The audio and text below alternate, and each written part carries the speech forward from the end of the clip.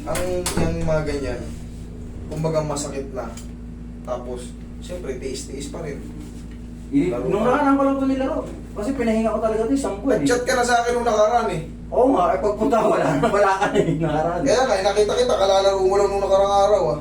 Oo, nakaraan nung napilitan ako maglaro dahil opening walang player. Nakakaya. Yeah. Kaya ka dyan, ay suminga mo. Hindi naman na siya sa mga ito lang talaga yung masakit. Ito, Pilay pa yan. Huwag ka nang mag-akila. Ako ang nakakaalam dyan. Tsaka, sige, gusto ko pa konti. Medyo mahaba-haba ka eh. Yan.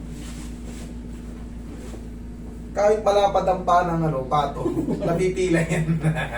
Hero lang. Okay. Tingnan mo yung dito mo, tumigas na nga. Malatang sanay na sa tapilok eh. Order mo rin itong malalim. Ito. Sabagay, ito kasi pinantatalon mo eh. Kaliwete ito eh. Cross yan eh.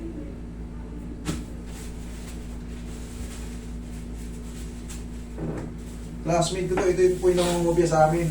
Yung nangungopia. ako tagagawa niyo assignment. Kaya nakagrab dito dahil sa akin eh.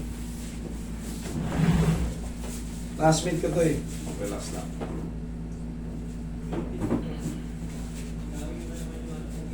Lambutan mo lang. Yan. One more.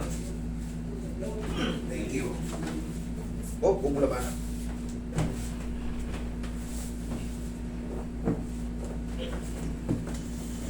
Thank you. Yan.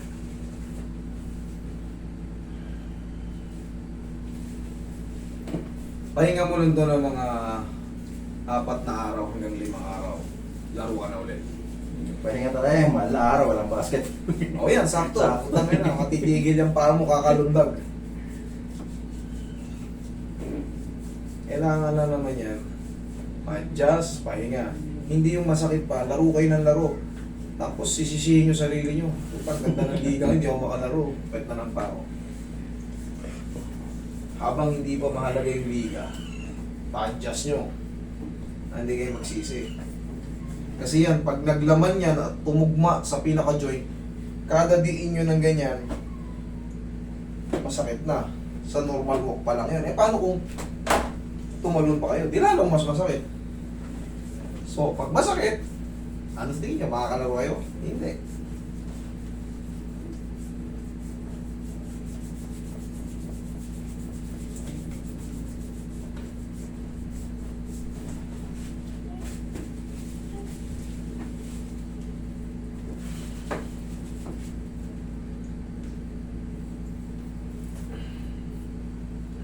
Kunti pa. Mayroon pang sumasabi.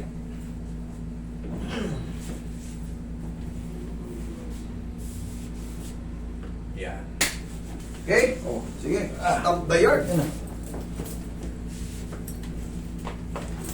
Mga 4 na araw. Oo. Yan na ha.